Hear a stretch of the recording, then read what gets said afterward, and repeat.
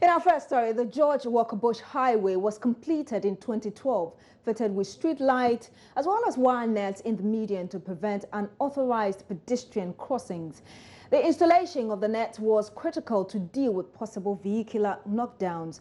But if you have used the road in recent times, you'd realize that the wire nets are fast being torn down as pedestrians find various points along the highway to cross. Fifi Kumsin was there. On the George Walker Bush Highway, vehicles literally glide at top speeds. And the frequent fatal motor accidents on this road make it one of the deadliest in the country. It's no wonder that at the main La Paz traffic light, pedestrians race across the road when the lights are red. No time to waste. But designers of the road made such crossings and the few footbridges almost a kilometer apart from each other. The result is the wire nets raised in the median to prevent unauthorized crossings have either been torn down or stolen. It means crossing the road anywhere along the busy highway is now completely unhindered.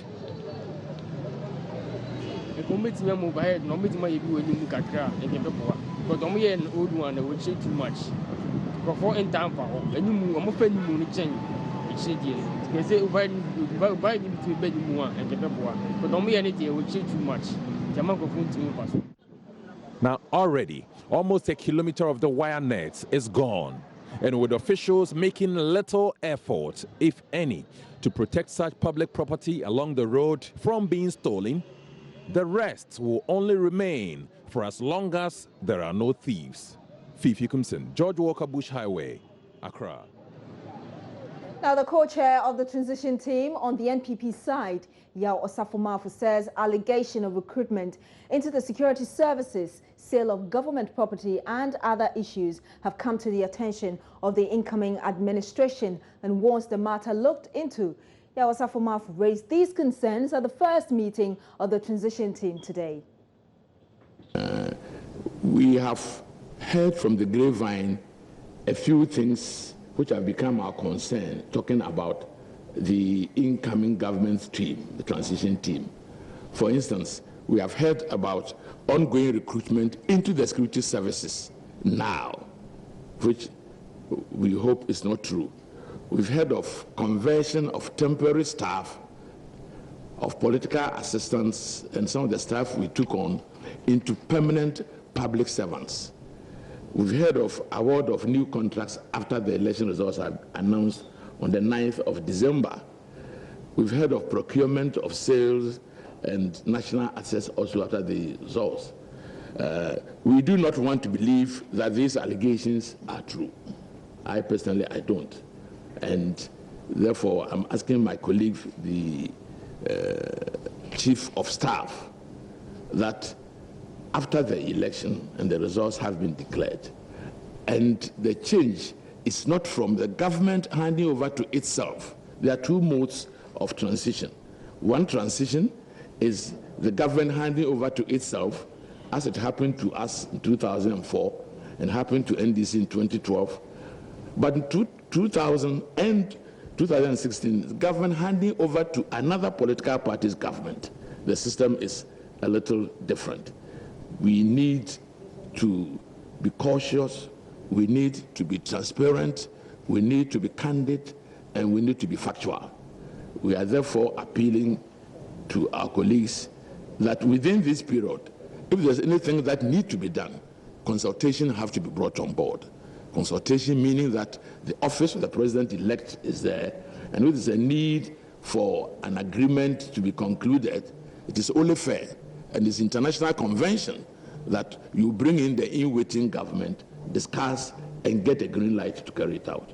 We hope our colleagues from the current government would take note of these normal conventions and do a lot of consultation on these matters so that we have a very smooth and transparent takeover.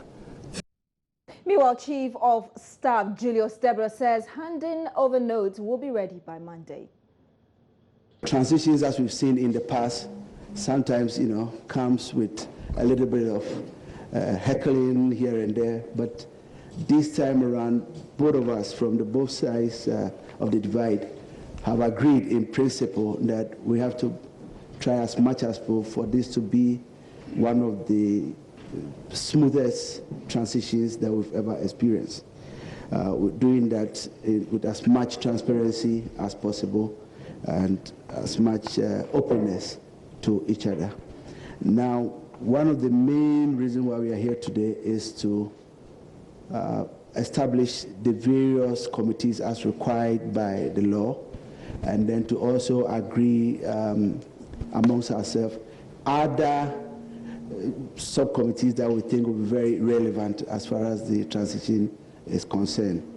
As we speak now, we have almost all the handing over notes ready, and the reason is this. Per the law, all the handing over notes were supposed to be ready by September. But as we all agree, between September and December, naturally, a few things might have taken place. And so we agreed amongst ourselves to get everything that needed to be tied up done. But the good news is that as we speak now, the handing over notes from Ministry of Finance, Ministry of Lands, Ministry of Transport, Chieftaincy, Food and Agriculture, Fisheries, Interior and Defense are ready. And we'll make sure that the others that are left will also be ready by Monday, as has been agreed between myself and my senior colleague.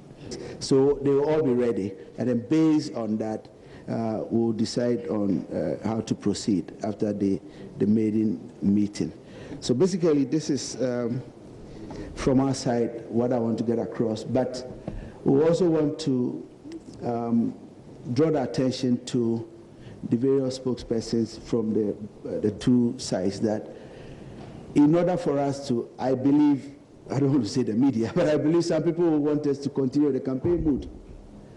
But I think since we're shifting from campaign mode to governance mode, as much as possible we should try and,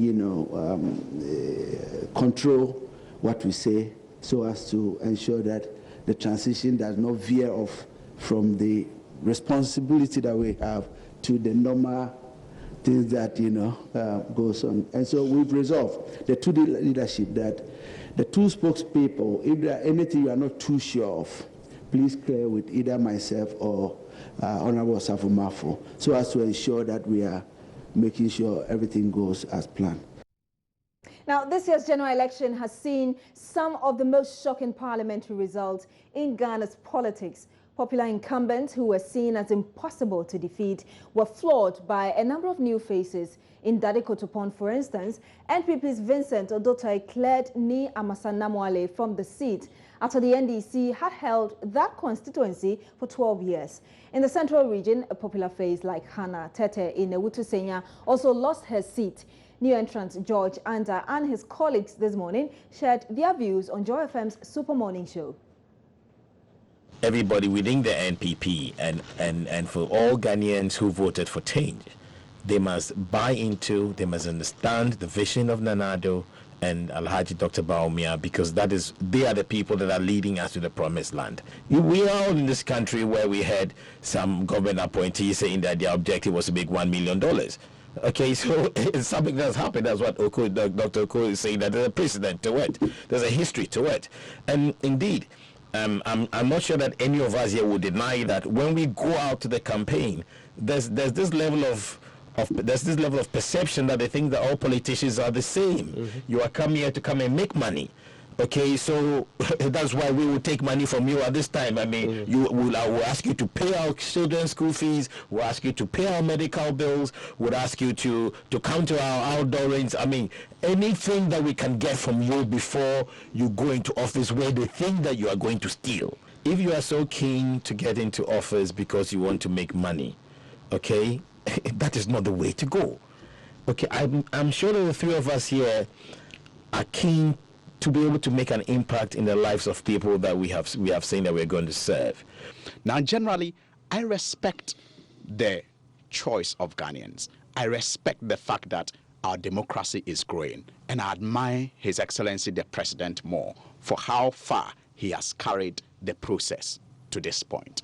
And we all should be grateful that we are Ghanaians and proud that we have such people leading us at this stage. I was hoping, and I'm sure that is what many of our NDC folks were hoping, that Ghanaians will make a little sacrifice and look to the lasting infrastructure development that His Excellency was championing in education, in energy for growth, in infrastructure generally. It is like what Nkrumah went through, and I am confident that in the shortest possible time, when our hopes of finding jobs quickly, when our hopes of lining our pockets with money are dashed, and we ride on the roads that His Excellency built, and we attend the hospitals that he constructed, and we pick up our children from the schools that he constructed, and then we notice the generation capacity as far as energy is concerned and how factories are beginning to produce as a result of that, we will remember him like we remember Nkrumah today, that this indeed was a wise leader who laid the right foundations. And Nana is giving an indirect warning that if your motivation for entering into politics and want to be part of my government, although he might appoint you, it's money, you have to be careful. He will come for you. What I mean is that he wouldn't hesitate to prosecute you. You might think this is flimsy, but someone will go like, hey, wait a minute. If you have a leader talking like this, I might reconsider my agitation to get a position. President-elect Nana Addo Dankwa Akufo-Addo is expected in the Ashanti regional capital, Kumasi, as the Asanteman marks Ewukudai today. This would be his first visit after he was declared the winner in the December 7 poll. So what has the man been up to? Let's speak to our reporter on the line, Prince Apia. Hello, Prince. Hello, Beaches. Has Nana Addo arrived yet? Beaches, he hasn't arrived yet. There are a lot of party supporters currently at the Mensah Palace awaiting Nana Addo's arrival. They are all gathered in the party palace as I speak to you. He hasn't arrived yet, Beaches. I can imagine. What's the mood like? Beaches, it's a charged atmosphere, I should say. A lot of cheers, a lot of jubilation, a lot of not noise-making celebration here as they await Nana Addo Dankwa Akufo-Addo. The authorities here have tried as much as possible. As you know, there's a ban on noise making because of the people of it, his mother of Asanteman. So because everybody is not supposed to it's very difficult to control. Hello, Prince. Your line is going bad. If you could reposition yourself so we could hear you clearly. Can you hear me now? Excellent. Go ahead. Yeah, I'm saying that we are all aware that the Queen Mother of Asanteman passed a few weeks ago, and as a result of that, there's ban on noise making. I should say that it's very difficult for the authorities here to manage the crowd and even the noise that they are making here. It's a lot of jubilation as I speak to you at the Mensah Palace as they await Nana Addo Dankwa's arrival. Thank you very much. Love FM's Prince Apia giving us the update of what's happening in the Ashanti region as the president-elect Nana Addo Dankwa visit that place later today. Meanwhile, ahead of his visit, though, we've been speaking to some residents for their expectations. Well, as a Ghanaian, I expect him to unite the party, MPP party, and also his promise that of how do you call it, teacher's allowance, because my brother is a teacher. So I would like him to also look on that. And also the promise of the DKM, which he said about the BA, that I want him to also tackle on that for them. But actually, he won the election for all the Ghanaians, not maybe for MPP alone. I didn't vote for him but I think he can do better if given the chance, and then with prayers, I think he can also help the country. I believe he's still on his appreciation tour. So I'm expecting that he will, first of all, appreciate the people of Kumasi, the people of Ashanti region for their support and then voting for him. And also pledge his support and then, pledge his support to the people of Kumasi. Assure them of what he's going to do for them. What I'm expecting from him is whatever promise he has made to Ghanaians, he has promised Ghanaians God helps him to perform, or he does for Ghanaians, so that he continues for the next 4 years. After for his first 4 years, he continued the second year. God helped him to exactly continue to 8 years. Let's now go to the conference center, to that meeting of the transition team, and our reporter Elton Bobe is standing by to bring us the latest on that.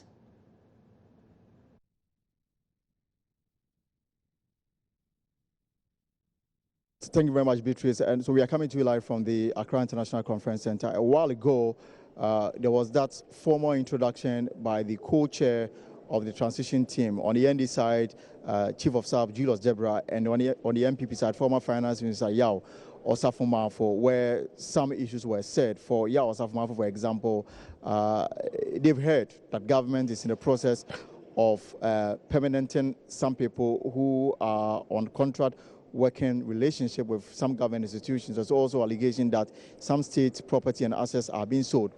There's also this allegation that some new contracts were awarded after the declaration of Nana Addo Dankwa Akufo-Addo as winner of the just ended presidential elections. There's also ongoing recruitment into some of the security agencies, and he said that if the rumor is true, then something must be done about it. We did not hear a response from the government side, but what I can tell for sure is that currently they are comparing notes. They started with the finance ministry, because for now it is only the finance ministry and two other ministries that they handed over notes are available. The agreements are by Monday, they will have all handed over notes so that the transition team can go through all of them and come to a conclusion. They will be sitting according to the Presidential Transition Act passed by Parliament last month and assented to by the President for 6 weeks. Now, here's what's going to happen. From now till the formal inauguration of Nana Addo Dankwa Akufo-Addo on the 7th of January 2017, the transition team will busy itself with understanding the state of the nation as contained in the handing over notes from the various ministries present here at the Accra International Conference Center. The other issue that they'll be dealing with, and I want to quote directly from what the Act says, that they are to make comprehensive arrangement for the transfer of power and also to ensure daily national security briefing for the elected president. So these are some of the issues that they'll be dealing with from now to the 7th of January 2017. Now, beyond the 7th of January 2017, they have to come to a decision. And the decision will be to ensure that the salary, allowances, privileges, and the awards of benefit as determined by the president and parliament, which are due to holders of the offices specified in Article 71 of the 1992 Constitution are paid or accorded to be paid without any undue delay. And then after 6 weeks, they will be dissolved. So from now to somewhere in February, the transition team will sit and look at some of these things as specified in the Presidential Transition Act, which is the guiding principle in what they are doing right now. Beatrice. Elton Brobe bringing us the latest from the conference center. You're still watching News Today on Joy News, your election headquarters. We'll be back with more stories. Don't go away.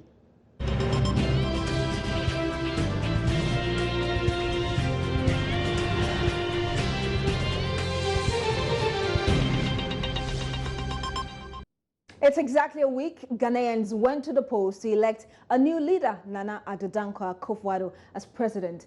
Joy News' Matilda Womega brings you a catalogue of events before, during and after the polls. November 7 or December 7. Parliament rejected calls for polls to be conducted on November 7. The Electoral Commission had no choice than to prepare towards the statutory December 7 date. Faced with multiple legal suit days to the polls, concerns were raised as to whether or not a successful election will be conducted. This follows the disqualification of 13 presidential candidates by the Electoral Commission. It took the intervention of the Supreme Court to avert any form of delays and disruption to the electoral process. Political parties geared up their last-minute rounds activities to make way for the 7th election of the Republic.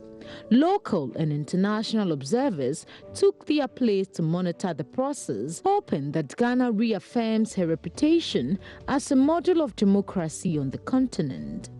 EC Chair Charlotte Osei assured all was set for the elections to take place. This assurance came at the back of several concerns raised following the special voting exercise. As a commission, it is our job to run elections and to get people to vote. It is not in our interest to deny anyone the right to exercise their franchise. And so the challenges that were encountered, yes, they could have been avoided, but they were not intentional, and they were not intended to deny anyone of the right to vote.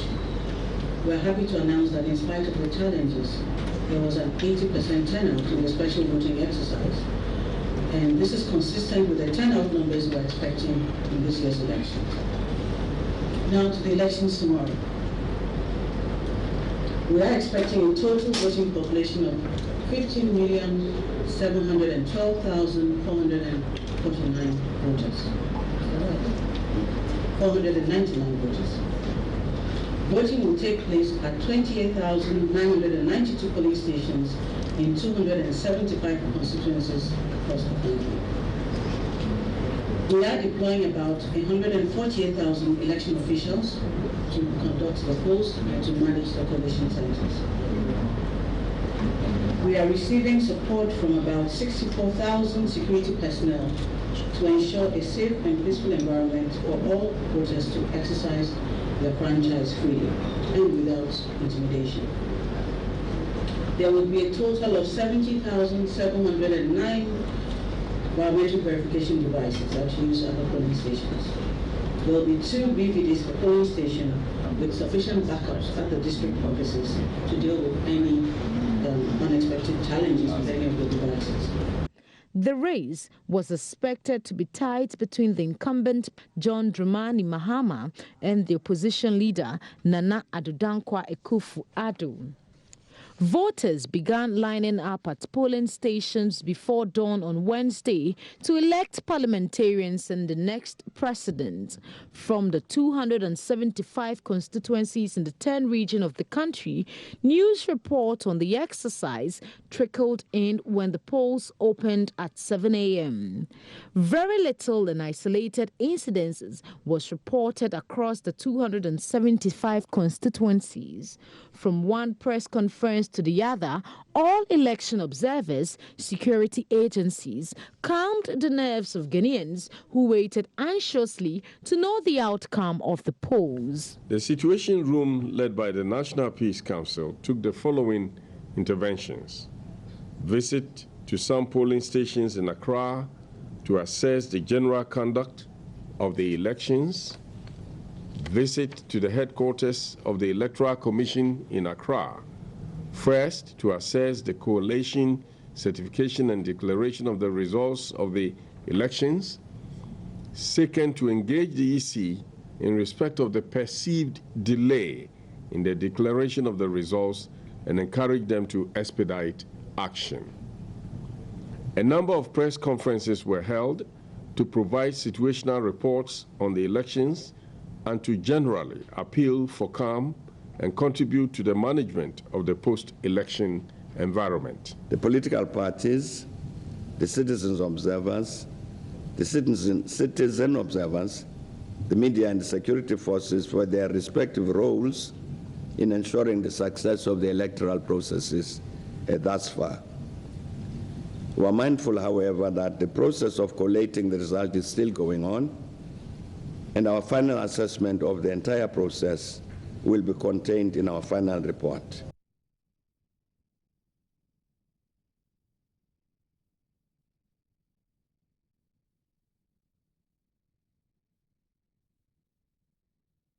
%80 have reported their results.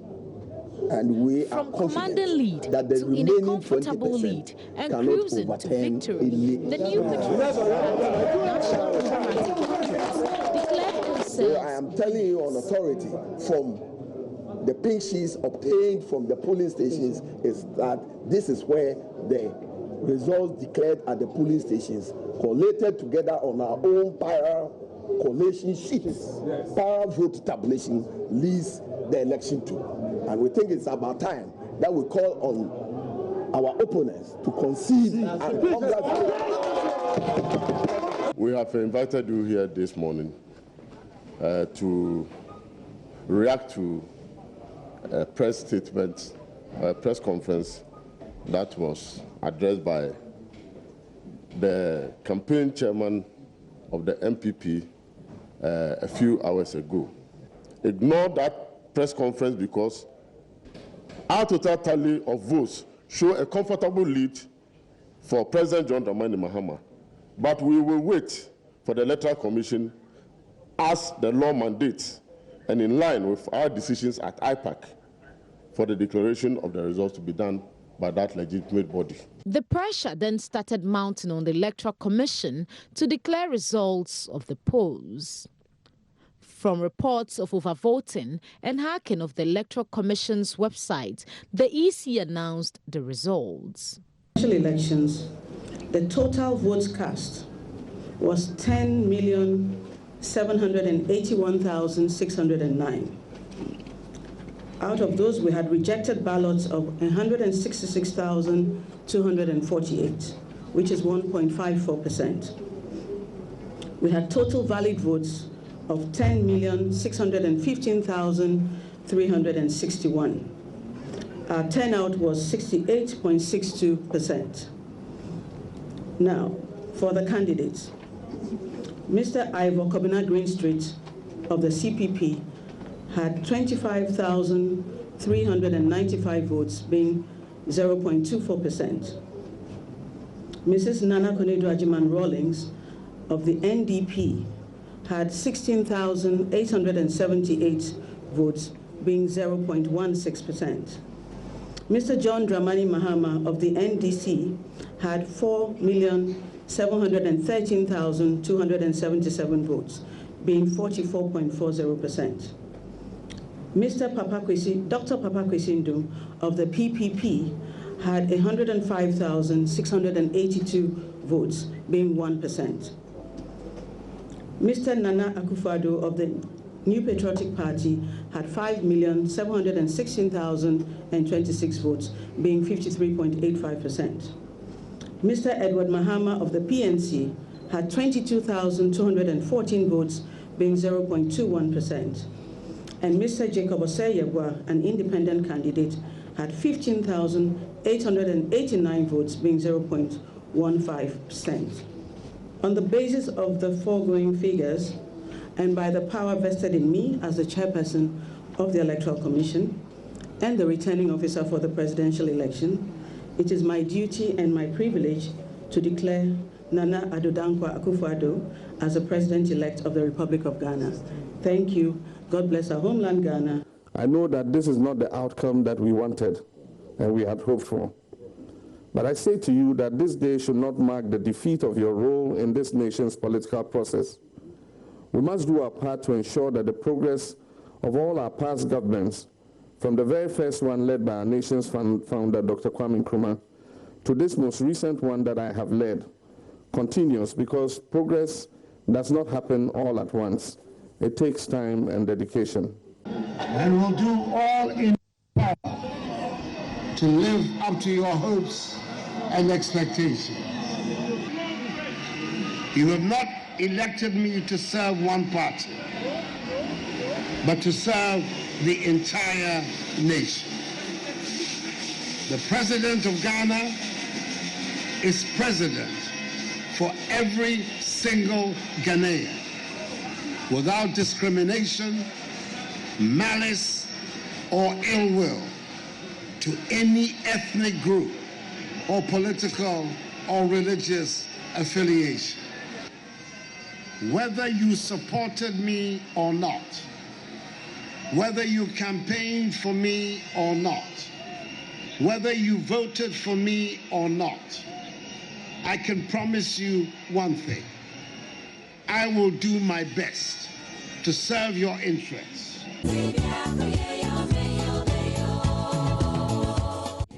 From calls to concede, official declaration of winners to victory speech, Ghanaians once again proved to the world that it is indeed a beacon of democracy in the sub-region. For Joy News, Matilda Pamagan. Chief Justice Georgina Wood has stated the Justice for All program needs a complete overhaul to ensure its effectiveness. At the first stakeholders workshop since the inception of the program, Mrs. Wood revealed though it has saved lots of persons from unduly lavishing in jail and saved the government's purse, is fraught with difficulties that impede its success. The Justice for All program, which has evolved over the years, has seen a number of structural changes. The process has been structured to address the nagging problem of accused persons who are held in pre-trial detention for long periods, often on expired warrants. The process through which cases are selected for these special court sittings is quite robust. The process is well structured and transparent, and hence cannot be manipulated or compromised to a large extent.